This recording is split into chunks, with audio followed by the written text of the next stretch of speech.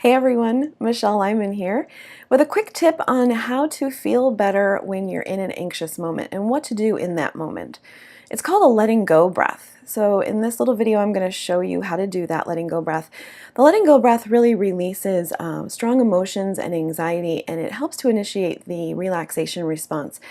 Another great benefit is that it helps to normalize the breath rate. So if you're in a situation where you're feeling like your heart is racing, or you're feeling like your breath is a little shallow and you can't quite catch it, or you're just feeling overwhelmed and anxious in general, this is a really great breath to do. What it looks like is a simple inhale through the nose and a simple sigh out the mouth. Good. So you want to think of it like the body's natural response is to kind of do that big sigh, right? So when you're in a stressful situation, you might notice that you just do a sigh in general. So this is kind of going to be a more controlled and initiated by you sigh.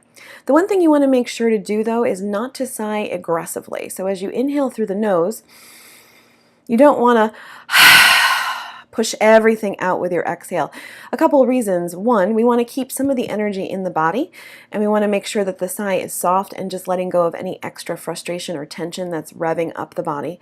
And two, you don't want the people around you to think that you're frustrated with them. So if you sigh aggressively on an exhale, they might think that there's something a little bit wrong, right? That you're frustrated with them.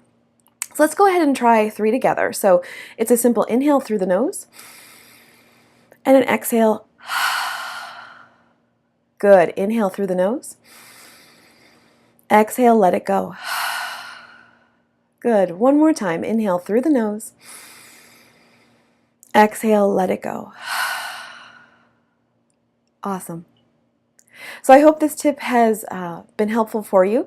Feel free to use it anytime you need to in the moment. It's safe to do anywhere, any time of day, and for anybody. I hope this tip has been helpful. Thanks.